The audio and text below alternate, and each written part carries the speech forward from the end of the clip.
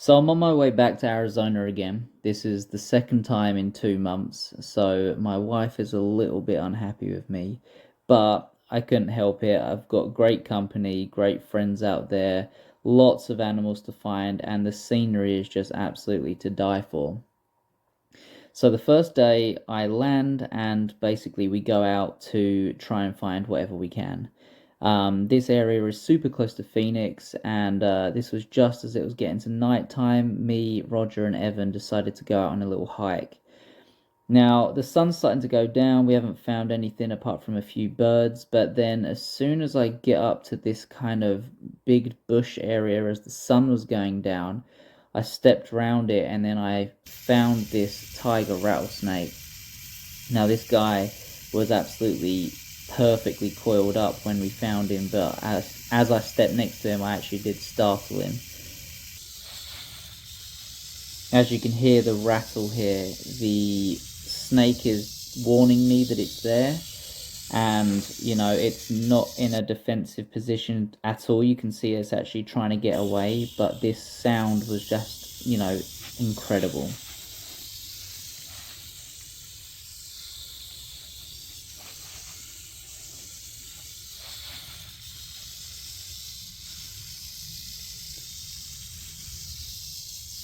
As the night continues, we keep hiking.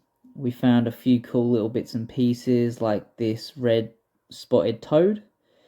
He was a cool little guy.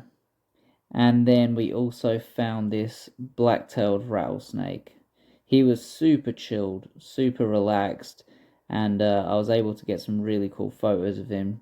He kind of sat perfectly, honestly, and it was not until after I'd taken a few of these photos that I had learned that this type of snake, this species of snake, doesn't really sit well for photos, so I was super happy to get this photo.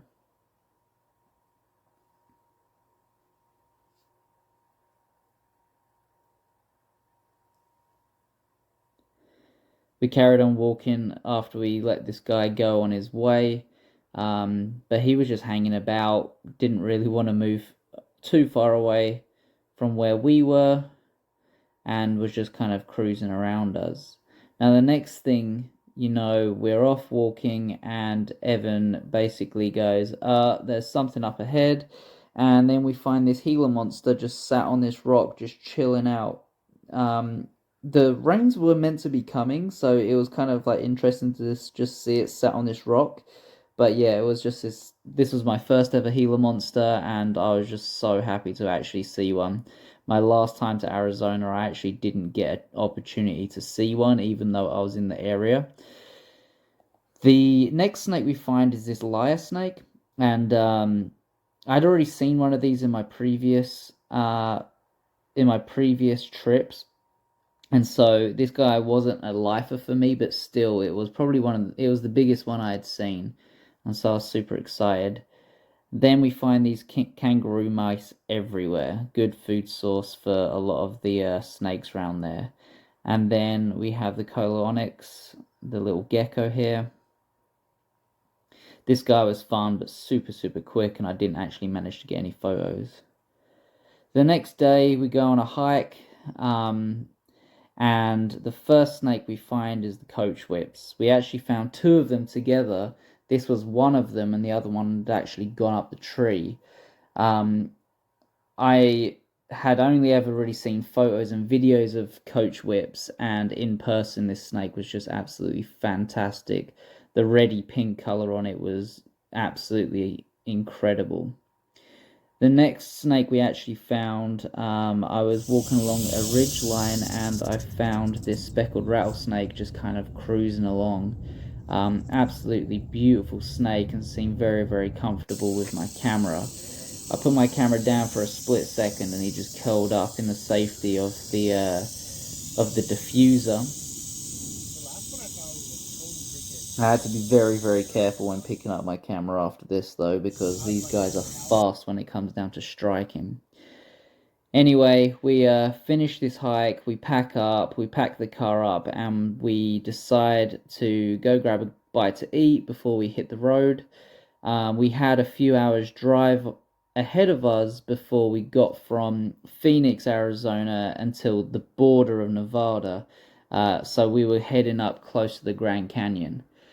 We were looking at the weather, looking at the temperature, everything kind of seemed like it was going to be going our way, but the clouds and the rain just came down. There was actually a warning basically telling us that there was going to be a flood and we needed to be careful.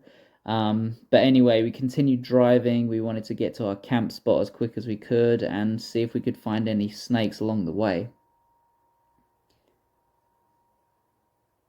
The scenery was beautiful. The sun went down, and we were about an hour away when we actually found this Mojave. Now, on the road there, we actually found four of these guys, but I only really took a few photos of each. This was the smallest of the four, and was just super relaxed and chilled out, and let me take a few photos.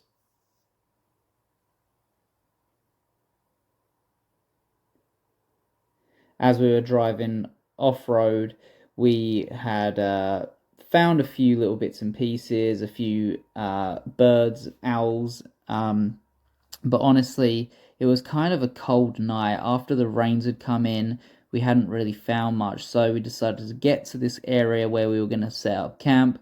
We set up camp, I made some dinner, we had a fire, and then the next morning we were going to go hard. Waking up to this view was absolutely incredible. And as we had drove in at night time, we actually hadn't really seen where we were staying. So this place was an incredible location to wake up to. After we had a bit of breakfast and after we had some coffee, we decided to go for a walk to see if we could get anything on the ridge line and up in the rocks where we had set up camp, basically. Now, the views around here were just absolutely to die for. I was surrounded by flowers, cacti, incredible trees. The heat was perfect. I think right here was about 85 degrees, and it was only about 11 o'clock in the morning. So we were in it. It was hot. It was perfect temperatures. And because we'd had the rain the night before, it just seemed like everything was meant to be going our way. Now, as a lot of people know who go out looking for animals, it's not usually the case. When the environment tells you it's going to be perfect, it usually should be, but sometimes it's not. So we were hiking and we found a few things like this scorpion here. We were flipping rocks and looking, everywhere that we could. We actually found this earth snake, and I had no idea what this was. And then straight after that, we found this whip snake. The area around here was crazy, the rockery. There were so many nooks and crannies to really look in. And yeah, we just continued hiking through the ravines and the valleys, finding little pools of water as we went from the rain from the day before. Now, there wasn't a great deal of activity that day, but then that night, I found this black-tailed rattlesnake curled up, and it had actually rained as well just a little bit before that. So when we stumbled across this guy, he was actually drinking some water off of his back. He sat perfectly for some photos, and he even flicked his tongue a little bit for me as well. We got back to camp, set up a fire. We decided that we were just going to have some food and then maybe do a small walk. But then the next day we decided to take a drive to try and see what we could find on our way back. As we stopped off in some ravines, I found this collared lizard. This was super cool. I love the colorations on it. Absolutely beautiful lizard, but extremely hard to catch. And then on the way back, we were seeing wild horses. We saw a lot of bird life. We saw a few lizards running across the road. And then we got to this area here, and we went here specifically to try and see if we could find the pyro. Now, I was flipping over rocks, and we were looking for, log piles and different kind of rockeries that we could kind of look into with our flashlights. And I didn't have much luck with the pyro, but that was kind of just something that we went there to try and find. And I really, really would like a photo of it. So when we were looking and Roger lifted up this rock and we actually found the pyro, I was just beyond ecstatic. This snake is beautiful. Definitely a little bit feisty. It bit me a few times, but this guy was incredible. Not the easiest of snakes to photograph, but one of the most visually beautiful I'd ever seen.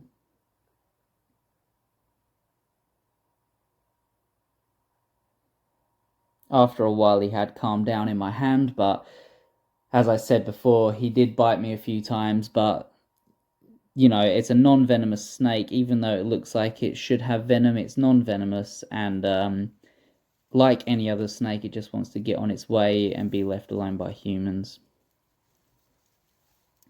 This snake was just absolutely incredible and probably not not the highest of the highlights, but it was definitely a huge highlight from the trip.